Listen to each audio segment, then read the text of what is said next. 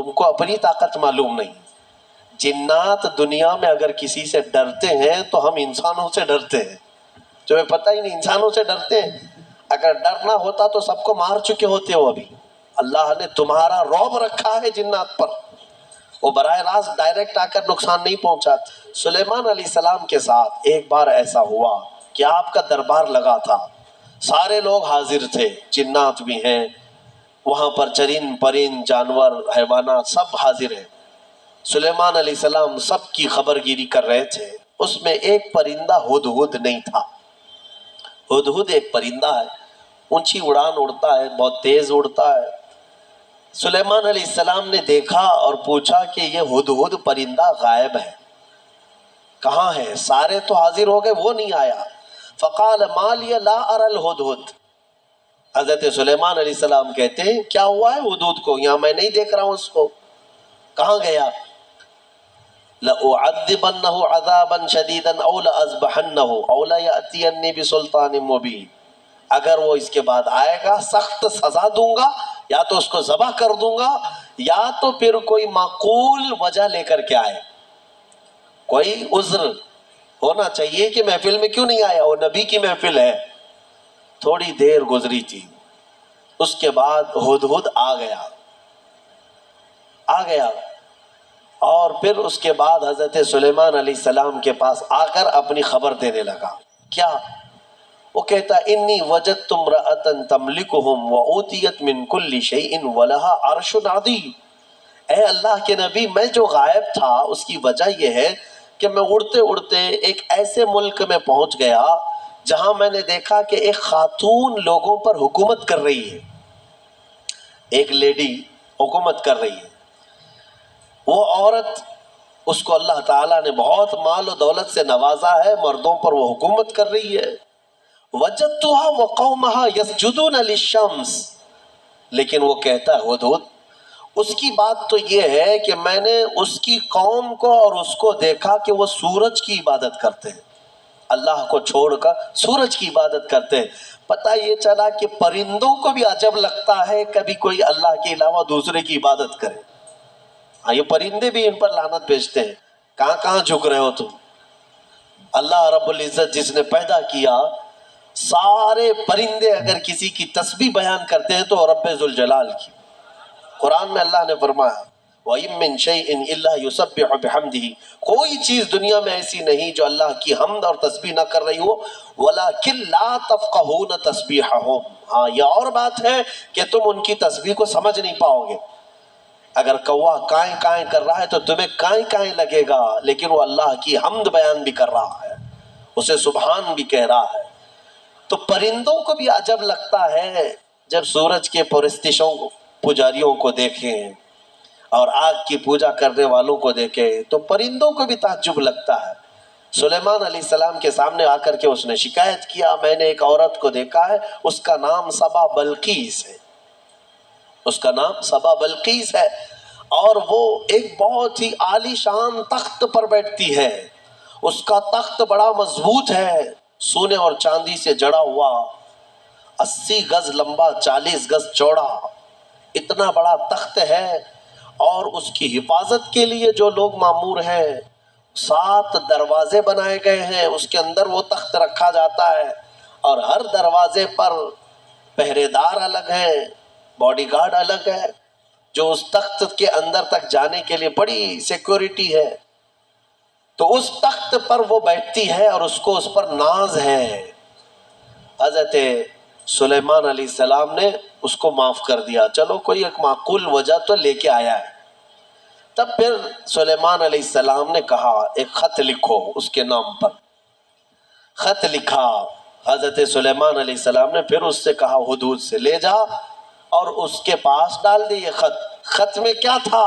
سلیمان علیہ السلام نے اس خاتون کو کہا اس سورج کی پرستش اور غیر اللہ کی عبادت سے نکل آ، اللہ رب العزت کی عبادت کی طرف آ، میں تجھے دعوت دیتا ہوں.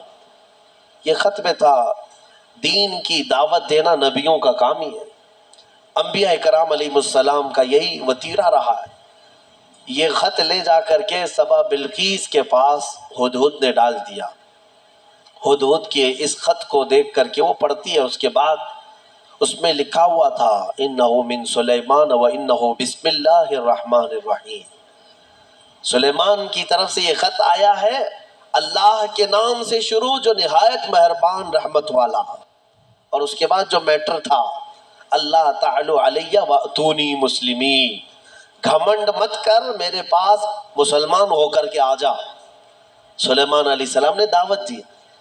تب سبا بلقیس، اس کا اپنا ایک رعب تھا، اس کی فوج تھی، اس کی رعایا تھی، حکومت تھی، تو اس نے اپنی قوم کے بڑے بڑے اعزاء کو بلایا، جو شرفاء تھے ان کو بلایا اور مشورے کے لیے پوچھا کہ لوگوں دیکھو میرے پاس سلیمان علیہ السلام کی طرف سے خط آیا ہے اور وہ مجھے بلا رہے ہیں کہ تو یہ سورج کی پرستش چھوڑ اور میرے دین پر آ جا، اللہ وحدہ لا شریک کی عبادت کر، تم لوگ کیا مشورہ دیتے ہو؟ تو لوگوں نے یہ کہا، اس کے جو وہاں محل کے پہرے دار تھے یا وزراء تھے، انہوں نے کہا قالوا نحن اولو قوت و اولو بأس شدید، ہم لوگ بہت طاقتور لوگ ہیں اور بہت سخت ترین حملہ کرنے والے لوگ ہیں، باقی معاملہ تمہارے اوپر ہے اے سبا بلقیس، اگر تم حکم دو گی تو ہم حملہ کریں گے، لڑیں گے۔ تو سبا بلقیس عقل والی خاتون تھی، اس نے کہا قالت ان الملوک اذا دخلوا قریۃ افسدوها، میں دیکھتی ہوں کہ جب بھی کوئی بادشاہ کسی ملک میں حملہ کرتا ہے تو پورا تباہ و برباد کر دیتا ہے، شہر کے شہر بکھر جاتے ہیں، وجعلوا اعزت اہلیہا اذلۃ، بڑے بڑے عزت والے لوگ ذلیل ہو جاتے ہیں، گھر ٹوٹ گئے، دکانیں برباد ہو گئیں۔ تو سبا بلقیس کا یہ جملہ توجہ سے کہ جب بھی کسی شہر پر یا کسی بستی پر یا کسی ملک پر حملہ ہوتا ہے تو بچتا کیا ہے؟ کھنڈرات، سب تباہ و برباد ہو جاتا ہے۔ لڑائیاں دو بادشاہوں کی ہوتی ہیں لیکن پوری تباہی قوم کی ہوتی ہے۔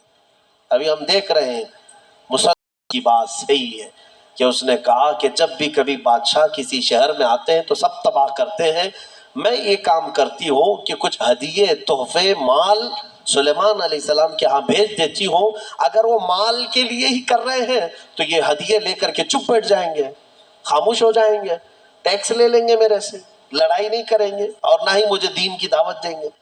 تو بہت سارے قیمتی تحفے دے کر کے بلقیس نے بھیجا سلیمان علیہ السلام کے پاس، وہ لوگ لے کر کے آئے، کہا ہماری ملکہ نے آپ کے حوالے کیا ہے۔ حضرت سلیمان علیہ السلام نے دیکھا، کہا ارجع الیہم، لے جاؤ اپنی ملکہ کے پاس یہ واپس، اس سے کئی گنا زیادہ اچھا مال میرے مولا نے مجھے دیا ہے، تمہاری ملکہ، تمہاری خاتون مجھے مال سے خریدنا چاہتی ہے، لے جاؤ، دین کی دعوت ہم نے مال کے لیے نہیں دی، یہ واپس لے جاؤ، اور اگر اس کا ارادہ نہیں ہے ہم ابھی آ رہے ہیں اپنا لشکر لے کر کے، ایسا لشکر لے کر کے آئیں گے کہ نہ پہلے کبھی تم نے سنا تھا نہ بعد میں کوئی سنیں گے۔ اور اس کے بعد جب ان لوگوں کو پلٹا دیا واپس، پھر سلیمان علیہ السلام نے اپنے ہی مجمع میں پوچھا کہ یہ تو گئے واپس، اپنی ملکہ کو کہیں گے تو وہ آئے گی ضرور، آئے گی ضرور، لیکن میں یہ چاہتا ہوں کہ سبا بلقیس کے آنے سے پہلے اس کا تخت یہاں لایا جائے۔ کوئی ہے مجمع میں؟ قرآن میں ہے قال عفریت من الجن انا آتیک بہ قبل ان تقوم من مقامک، ایک سرکش جن کھڑا ہوا، جنات میں سے ایک جن کھڑا ہوا اور اس نے کہا اے اللہ کے نبی میں لے کر آؤں گا، کتنی دیر میں؟ کہا آپ کی مجلس ختم ہونے سے پہلے پہلے لے آؤں گا۔ سلیمان علیہ السلام فلسطین میں ہے اور سبا بلقیس غالباً یمن کے کسی علاقے میں، یہ تقریباً 1000 کلومیٹر سے زیادہ کا فاصلہ ہے، اور جن کہتا ہے کہ آپ کی مجلس ختم ہونے سے پہلے میں لاؤں گا۔ ہماری تفسیر کی مجلس چل رہی، کتنی دیر چلے گی؟ یا سلیمان علیہ السلام کی مجلس ہوگی دن بھر چلے، آدھا دن، پاؤ دن، گھنٹہ؟ اس نے کہا تو سلیمان علیہ السلام نے کہا اس سے بھی جلدی مجھے چاہیے، اس سے بھی جلدی چاہیے۔ جن آپ یہی سمجھتے ہیں نا جنات سب سے زیادہ طاقت والے ہیں، اور جنات کو حاصل کرنے کے لیے بیچارے کتنے کیا کیا عملیات میں لگے رہتے ہیں اور سر پھرے بن جاتے ہیں۔ ہاں موکل چاہیے، جنات چاہیے، کائے کو چاہیے؟ ارے ایک جنات قابو میں آئے گا تو ایک بینک پوری اٹھا کے لائے گا، ہاں دیکھا ہے کہیں کوئی ایکسس بینک لوٹ کر کے جنات لے گئے ہو؟ کوئی بینک اٹھا کر کے خواہ مخواہ کی چیزوں پر کیوں پڑے رہتے ہو؟ یہ ان باباؤں کے چکر ہیں جنہوں نے تن آسانی تمہیں سکھائی ہے، تم کو اپنی طاقت معلوم نہیں۔ جنات دنیا میں اگر کسی سے ڈرتے ہیں تو ہم انسانوں سے ڈرتے ہیں، تمہیں پتہ ہی نہیں انسانوں سے ڈرتے ہیں۔ اگر ڈرنا ہوتا تو سب کو مار چکے ہوتے ہو ابھی۔ اللہ نے تمہارا رعب رکھا ہے جنات پر، وہ براہ راست ڈائریکٹ آ کر نقصان نہیں پہنچاتے۔ خیر، اس کے بعد ہوا کیا؟ قال الذی عنده علم من الکتاب انا آتیک بہ قبل ان یرتد الیک طرفک۔ پھر سلیمان علیہ السلام کے امتیوں میں سے ایک انسان وہ کھڑے ہوئے جن کے پاس کتاب کا علم تھا۔ کون سی کتاب؟ زبور کا۔ زبور کے وہ حافظ تھے، نبی نہیں تھے۔ سلیمان علیہ السلام کی امت کے ایک ولی تھے آصف بن برخیہ، وہ کھڑے ہوئے کہا اے اللہ کے نبی میں لے آتا ہوں۔ کہا کب تک لاؤ گے؟ کہا آپ کی پلک جھپکنے سے پہلے لاؤں گا، آپ کی پلک جھپکنے سے پہلے لاؤں گا، اتنا فاسٹ۔ اور قرآن کہتا ہے فَلَمَّا رَآهُ مُسْتَقِرًّا عِنْدَهُ۔ حضرت سلیمان علیہ السلام سے بھی بات ہو رہی تھی، پھر سلیمان علیہ السلام نے پلٹ کر کے دیکھا تو وہ تخت لا چکے تھے۔ ارے اتنی تیز، یہ کون سی طاقت ہے؟ انٹرنیٹ کا زمانہ، فیکس کا زمانہ، کوئی ایسی چیز ہے جو فوراً پارسل میں بھیج دی جائے؟ آج بھی اتنی فاسٹ سروس نہیں آئی۔ یہ 4000 سال پہلے اگر فاسٹ سروس آئی تھی تو تمہیں اندازہ ہونا چاہیے قرآن بتا رہا ہے اولیاء اکرام کی طاقت کتنی ہوتی ہے۔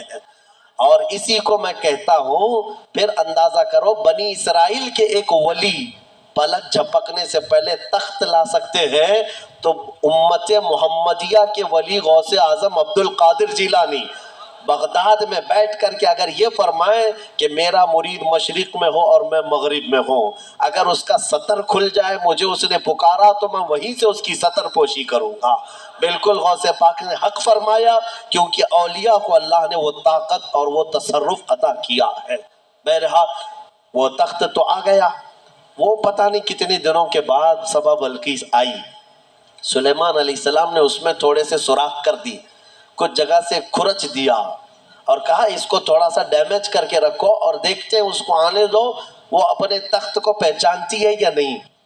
وہ آئی بڑا لمبا سفر طے کر کے، اور بلقیس کے آنے کے بعد سلیمان علیہ السلام نے اندر بلایا اور پھر پوچھا کہ یہ تخت کو پہچانتی ہو؟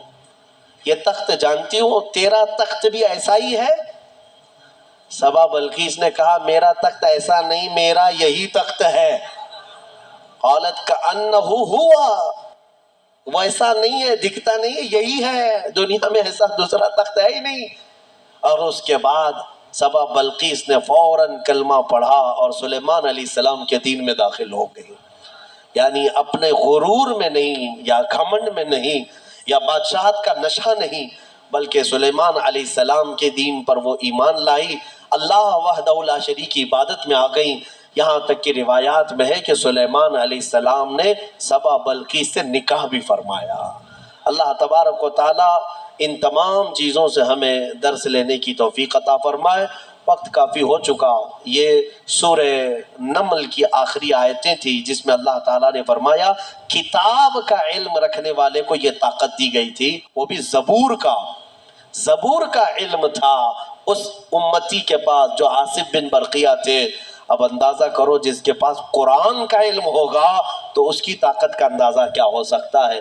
اسی لیے مولا کریم نے تمہارے پاس دنیا کی سب سے بڑی طاقت قرآن عطا کیا ہے۔ خذوا ما آتیناکم، فرمایا پکڑو اس کو مضبوطی سے جو ہم نے تمہیں دیا ہے۔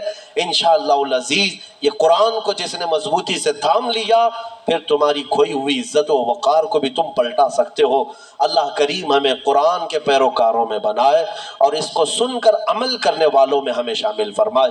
وآخر دعوانا ان الحمدللہ رب العالمین۔